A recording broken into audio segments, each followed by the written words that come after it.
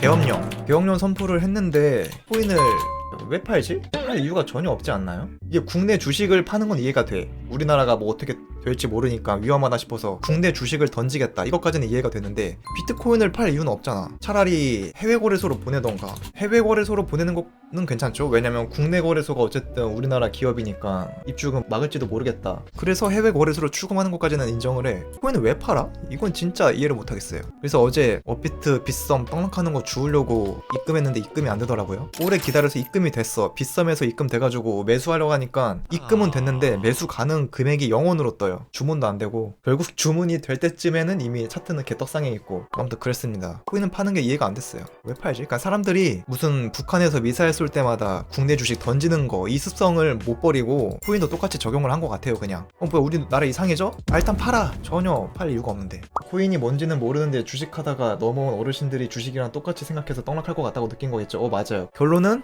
감정적인 선택을 했다, 이거밖에 답이 없는 것 같아요. 두 번째는 제가 유튜브를 한 지 거의 이제 1년이 좀 돼가는데 나름 교육적인 영상을 많이 올렸잖아요. 그러고서 이제 사람들도 댓글을 달고 텔레그램 들어오고 막 여러가지 얘기 나누고 그걸 보면서 느꼈던 게 그냥 진짜 제대로 트레이딩을 배우려는 사람이 아주 드물다, 이게 제 결론입니다. 대부분이 그냥 딸깍질로 돈만 벌고 싶어함. 코인 선물을 제대로 배우려는 의지가 없어. 그러니까 노력할 생각도 없고 대부분이 그냥 돈만 벌고 싶어 해서 일로 와요. 적어도 제 텔레그램 채팅방에 들어오신 분들은 제 유튜브 영상을 보고 오신 분들이잖아요. 그런데도 제 유튜브 영상으로 만든 내용들을 안 보고 막 질문을 해. 이게 좀 답답해. 특히 레버리지 영상, 이거 나름 조회수 많이 터진 건데 이 명강의를 안 보고 맨날 레버리지 몇 배 쓰세요 이런 거 물어보고, 그게 좀 답답했다. 그만큼 사람들이 왜 코인 선물을 하는지를 모르겠어요. 돈 버는 직업은 많잖아요. 예를 들어서 사짜 직업들,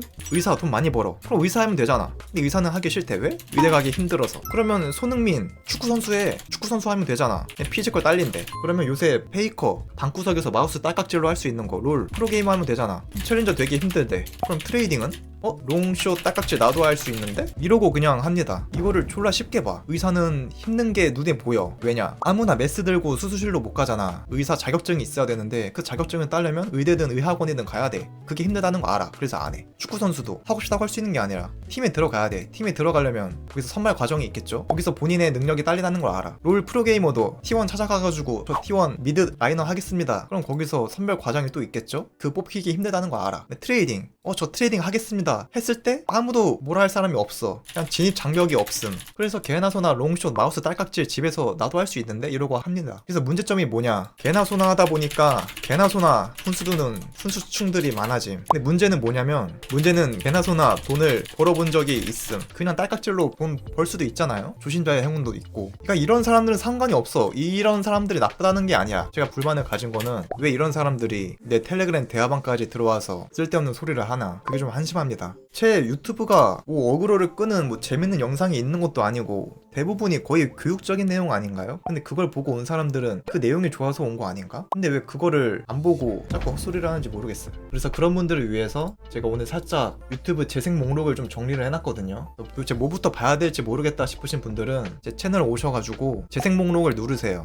여기에서 나머지는 볼 필요 없고 처음에 봐야 될 게 MJ 스터디, 요 재생 목록 싹 다 보세요. 처음부터 끝까지 목록별로 순서대로 보시면 돼요. 제가 다 정리해 놓은 거거든요. 19개 있는데 여기까지 쭉 보세요. 그 다음에 봐야 될 거 마인드셋, MJ 마인드셋, 여기 영상이 4개가 있는데 이거는 위에 있는 거 페페 짤 2개만 보셔도 돼요. 이 2개 보고 나서도 심심하다 싶으신 분들은 나머지 3번째, 4번째 것도 보고, 그 다음에 봐야 될 게 MJ 코인 선물 기초 강의, 이게 맨 마지막에 봐야 될 거예요. 근데 대부분의 사람들이 무슨 차트 분석 이런 거를 좋아하기 때문에 매매 기법이라고 하니까 어그로 끌려서 이것부터 보는 것 같은데 이거는 가장 마지막에 보셔야 돼. 이게 제일 후순입니다. 제일 중요한 게 아니에요. 어쨌든 마지막으로 또 순서대로 쭉 보시면 됩니다. 그리고 나머지는 사실 볼 필요 없어요. 매매에 도움 안 돼요. 재미로 만든 거고, 100불 챌린지 요것도 보지 마세요. 요거는 지금 돌이켜보면은 그렇게 썩 매매를 잘한 게 아니거든요. 근데 보면 재밌는 게 뭐냐면 이거는 인트로를 볼만해요. 이런 거.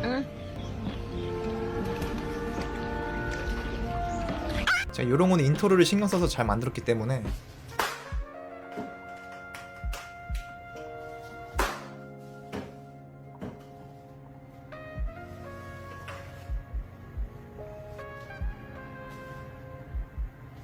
하나 더 가볼까요?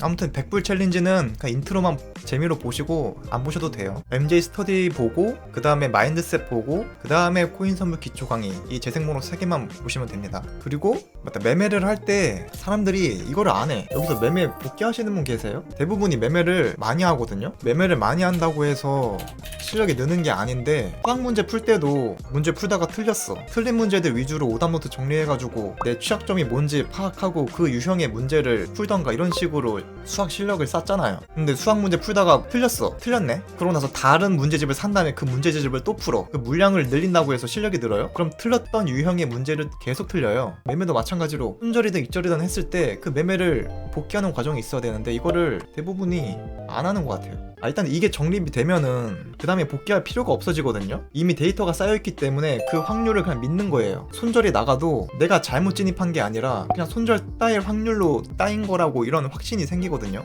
근데 이 과정이 없으면은 손절할 때마다 반성문 쓰는 사람이 있거든요. 이게 잘못된 거예요. 손절할 때마다 반성문 쓰는 이 과정은 본 시드를 투입하기 전에 매매 원칙을 정립하는 그 과정에서 끝나야 돼요. 근데 그것도 아니고 시드 크게 굴리면서 이번에 뭐 어떤 손절을 했어. 그러고 나서 반성문을 써. 손절 이유 비트가 오르면서 반등이 나오는 구간이었는데 내가 이것을 간과했다. 근데 반성문 쓰는 사람들이 있어. 이 사람들 특징은 익절했을 때는 아무 말도 안 해. 그러니까 익절은 잘한 거, 손절은 잘못한 거, 이런 인식이 박혀있기 때문에 손절할 때마다 반성문 쓰거든요. 이거 자체가 잘못된 거예요. 빨간색 공 9개, 파란색 공 1개가 들어있는 상자에서 랜덤으로 공 하나를 뽑아 맞추면은 돈을 2배로 준대. 그럼 무조건 빨간색 공이라고 외치면서 돈을 넣어야지. 근데 10%의 확률로 파란색이 나왔어. 내가 돈을 잃었어. 그때 반성문을 써. 이런 사람들은 5번 연속 빨간색이 나왔으니 이번에는 파란색이 나올만 했는데 내가 이걸 미처 생각하지 못했다. 이딴 식으로 반성문 쓰는 사람도 있다니까요. 이게 올바른 피드백이에요? 이건 그냥 병신이라니까요. 10%의 확률로 손절이 따였어. 그러면은 내가 손절했으니까 잘못했다 이게 아니라 잘한 거야. 이 정도의 확신이 있어야 돼요. 확신이 없다는 건 매매 원칙이 없다는 거니까 손절하면 자기가 뭘 잘못했는지 자꾸 원인을 찾는데 이게 잘못된 겁니다. 코비 브라이언트라는 농구 선수가 경기 전에 슛을 계속 넣는데 골대에서 빗나갑니다. 계속 빗나가. 그때 코비 브라이언트가 했던 말이 저 골대 높이가 다른 것 같다 이렇게 말을 해요. 그 높이가 0.67cm인가? 실제로 심판이 와가지고 골대 높이가 잘못됐다고 말했어요. 골대 높이를 재보니까 잘못됐던 거죠. 이 정도의 확신이 있어야 돼요. 공을 던졌어. 볼이 안 들어가. 내가 좀 더 높이 던졌어야 됐다. 이게 아니라 골대가 이상하네. 그 정도로 그 확신이 있어야 됩니다. 매매를 할 때도 손절이 따였어. 그러면은 내가 이때 이렇게 하지 말았어야 됐는데 이게 아니라 그냥 손절 따일 확률로 따인 거고 나는 다음번에 이 똑같은 타점이 나오더라도 계속 똑같이 진입을 하겠다. 그렇게 가야 돼요. 그래서 결론은 원칙이 중요하다.